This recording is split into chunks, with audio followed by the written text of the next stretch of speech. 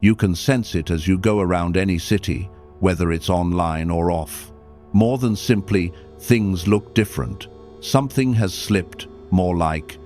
The buildings resemble carelessly built boxes.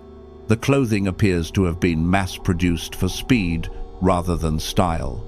Although the streets are noisy, they appear deserted. Even people frequently appear worn out, overstimulated, and incomplete based on their appearance, posture, and vitality. Online, it's even worse. The same strong colors, cut-and-paste styles, cheap shortcuts, and desperate look-at-me tactics masquerading as self-expression. You eventually catch yourself asking yourself the prohibited question, why does everything feel so ugly now? The odd thing is that it has nothing to do with our lack of resources. Compared to previous generations, we possess more technology, materials, art, design, and knowledge. In a single afternoon, we can witness the best works of art from every age, including sculpture, painting, music, architecture, and crafts. We can study elegance, style, harmony, and proportion. Almost anything can be made with the tools we have. Why, therefore, does it seem that those who are designing the world despise your eyes? According to Schopenhauer, the answer lies in metaphysics rather than taste. It's not only that beauty has been forgotten, it's because the world's engine changed. Contemplation, depth, devotion, or form are not the foundations of the modern world. It is based on urgency, consumption, quickness, sound, want. Furthermore, desire produces replacement rather than beauty. You lose interest in what is sufficient the instant you desire more. The fundamental premise of Schopenhauer's entire philosophy is that the will, a restless, blind striving that never feels contented, is at the heart of human existence. Within minutes of achieving your goal, your mind is already aiming for the next one, not because you're a bad person, for the will is naturally hungry. Now consider what happens when that hunger becomes the focal point of a civilization. Stillness is necessary for beauty. Pay attention, patience, being prepared to create something just for its own sake. In a civilization that demands speed, profitability, and instant stimulation, ugliness flourishes. When will is in charge, you ask, does this sell? Rather than, is this beautiful? Is this attention-grabbing? Does anyone click on this? Is this signal status? The first shift is that beauty becomes a choice, the deity becomes attention. And when attention takes precedence over elegance, the world is designed to maximize effect rather than beauty. Harmony, not shock. Quantity rather than quality. Not workmanship, but novelty. The loudest object prevails. The brightest thing prevails. The most severe thing prevails. It's difficult to ignore, not because it's fantastic. This is why ugliness in the modern world isn't arbitrary. It is designed. It is the result of taking the sacred out of creation. When the market's logic, cheaper, faster, more, now, replaces the notion that anything should be constructed with love, proportion, restraint, and significance. Therefore, you are not dreaming if you experience this in your bones. You are witnessing the spiritual price of living in an appetite-driven environment. However, the most profound query is, how did we end ourselves here? How did the human eye, which was once able to create cathedrals, paint angels, and carve marble into gods, settle for noise, chaos, and plastic? We are going to analyze that, to avoid being a snob, not to make the past seem romantic, however, must comprehend the illness, so that you can cease inhaling it daily without being aware of it. The majority of today's ugliness isn't produced by those who deliberately seek it out, which is an uncomfortable fact, People who are optimizing for something else built it. A company does not create aesthetically pleasing products. It is made to be purchased. An app's interface isn't made to be aesthetically pleasing. You're meant to keep scrolling. A city doesn't grow to be peaceful. It grows to earn a profit. Furthermore, beauty turns into a luxury that can be added later if funds and time permit, when profit serves as the primary compass.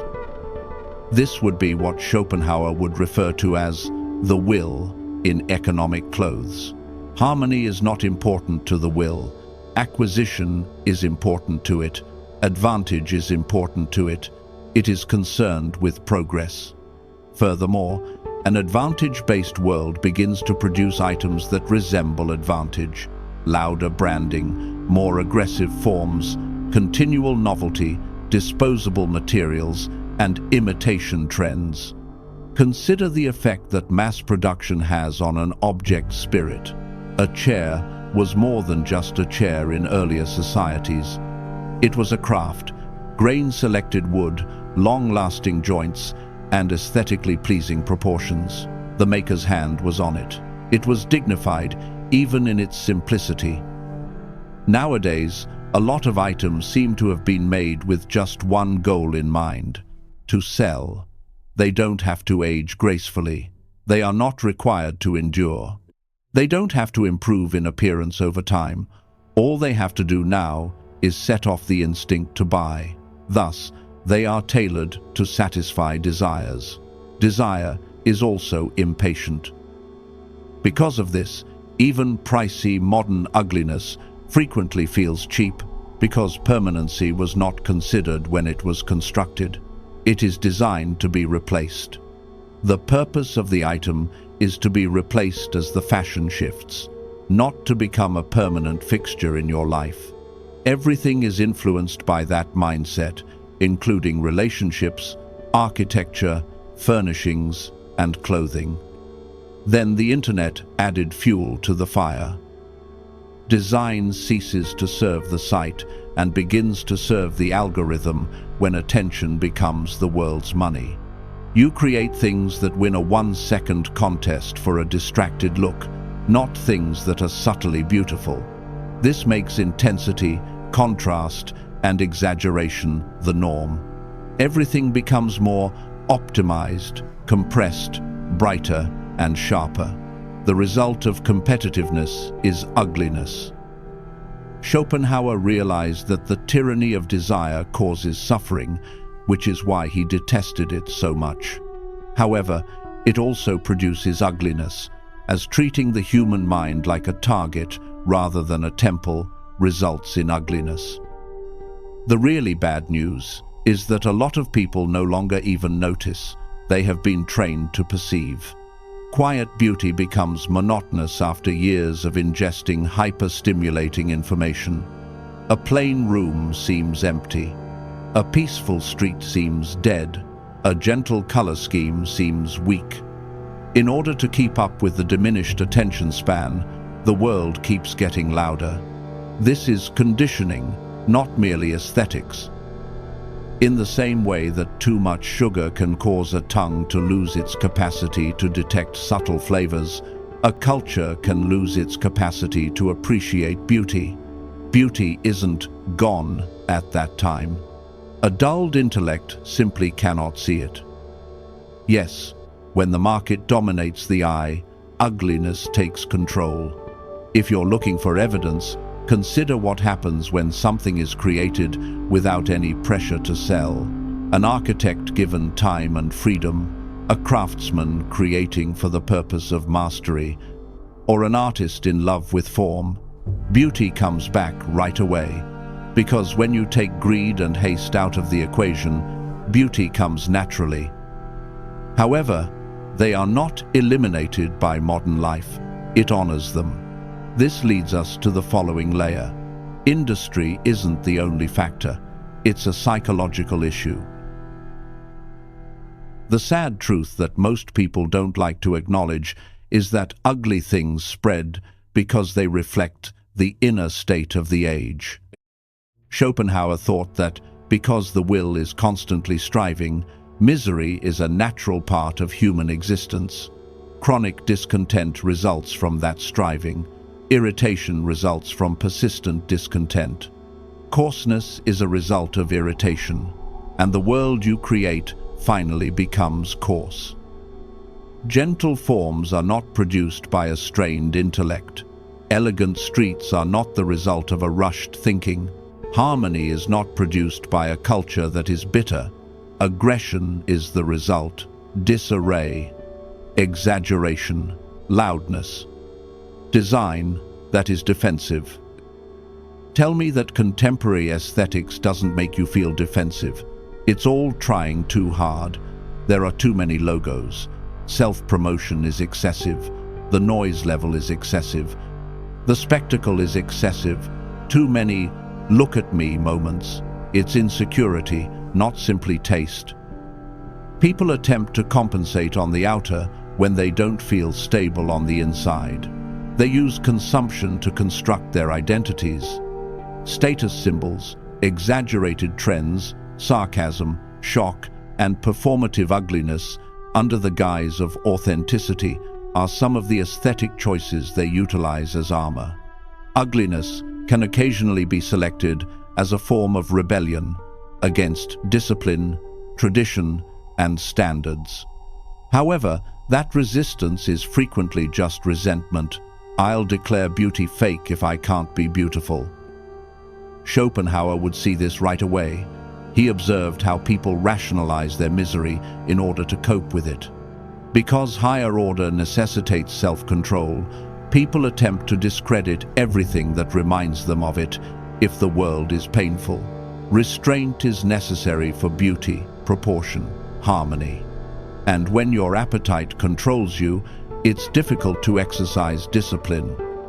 Therefore, excess, novelty, and disorder are the aesthetics of appetite that people select instead.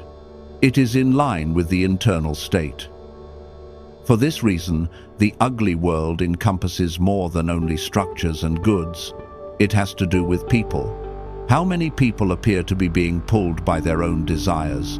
Continuous stimulation, continuous consumption, continual comparison. The body tenses up, the face gets agitated, the eyes become less sensitive. When someone hasn't been silent for years, you can tell. Beauty is more than just appearances, it's something you can grasp, and you're taught not to hold it in the current world. In 2 seconds, it teaches you to scroll past beauty. It teaches you to eat rather than think. It teaches you to view everything as content. A relationship is a performance, a meal is a post, a museum is a location for photography, a sunset is a backdrop for a selfie. In his philosophy, Schopenhauer had a rare mercy. He thought that art could temporarily liberate one from the will. When you are truly contemplating art, you cease to be lacking, you give up pursuing, you stop moving, and life becomes tolerable in that silence. What would happen if a culture lost the capacity for introspection? It becomes stuck in the will. This implies that it gets stuck in a state of discontent. Because ugliness is the outward manifestation of mental turmoil, it becomes stuck in it. That is the illness.